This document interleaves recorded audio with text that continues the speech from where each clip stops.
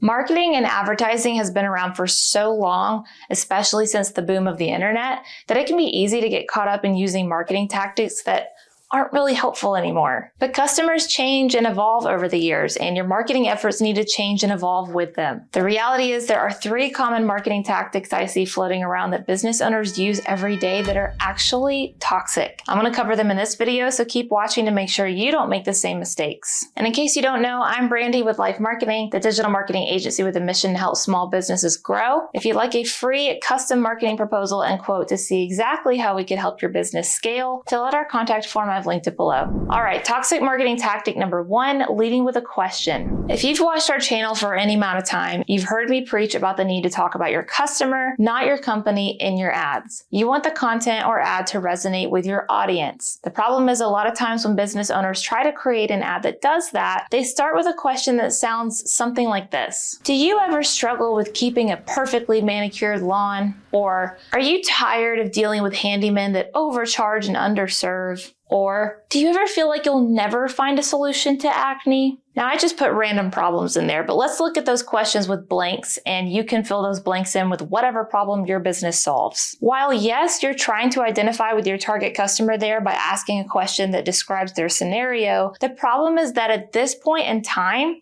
it sounds salesy. People are becoming more immune to ads, not less. And most ads that start with a question that sound like they're being read by a movie narrator get ignored. The way you can take the same idea and turn it around is to lead with a command. Keep your lawn manicured for less. Stop dealing with handymen that overcharge and underserve. Get rid of your acne for good in 30 days or less. You'll still get their attention because you're describing a scenario that they can relate to, but you'll keep their attention because you're giving them the solution that they want to hear first. Toxic marketing tactic number 2 is focusing too much on vanity numbers. I don't want to undermine the use of a good social media strategy, but that's just it. A good social media strategy doesn't focus solely on the vanity metrics. Vanity metrics being views, likes, followers, and comments. Too many business owners create content with the hopes of it going viral instead of with the hopes of it driving customers. Because no, the 2 things are not equivalent. I talked about this in more detail in this video, so I will link that below if you haven't seen it yet. But it is a toxic marketing thought thinking that viral social media numbers will automatically lead to more customers. When you focus solely on the social media numbers, you focus solely on the top of the sales funnel, which is not where conversions happen. A good social media strategy focuses on the funnel as a whole and strives to draw in people at the top of the funnel who will eventually convert into a customer at the bottom of your funnel. If you need help putting together a good social media sales funnel, I made this video specifically for a Facebook ad funnel, but it can be applied to multiple social media platforms, so I will link that below. It's a good video if you're not really sure what a sales funnel is or how yours could work when trying to build your social media strategy at the same time. All right, and then last but not least, toxic marketing tactic number 3 is an immediate payoff. Despite what the overnight TikTok sensations of the world will tell you, building a brand takes time. I've seen so many business owners get impatient and give up within just months of marketing their business. Months, you guys, come on, that's nothing. You guys ever seen this comic?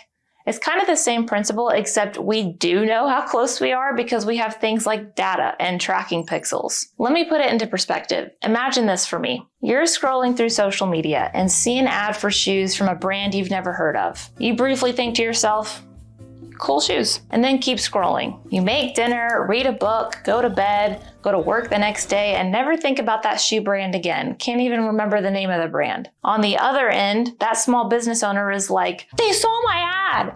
Why didn't they purchase the shoes? Now, remember that you were the small business owner in that scenario. The reason the customer didn't purchase was because they needed to see it again a few more times to get them to A, remember you, B, want what you have, and C, trust you enough to buy it from you. Thinking you can get rich quick or spend $10 to make $100K is toxic thinking around marketing. In a lot of the case study videos we've shared on this channel, you'll find that the clients that are making over $500,000 in ad revenue spent $80K to get it. Now, that's not to discourage the small business owners with a small business budget. There are definitely ways to maximize the ad spend you do have and capitalize on organic efforts. You just have to have the patience for it to work to your advantage. I know this one can be the toughest to wrestle with because small businesses are the ones that need growth and need it fast. But the sooner you start aiming for sustainable long-term growth, the better. And I'll see you guys in the next episode.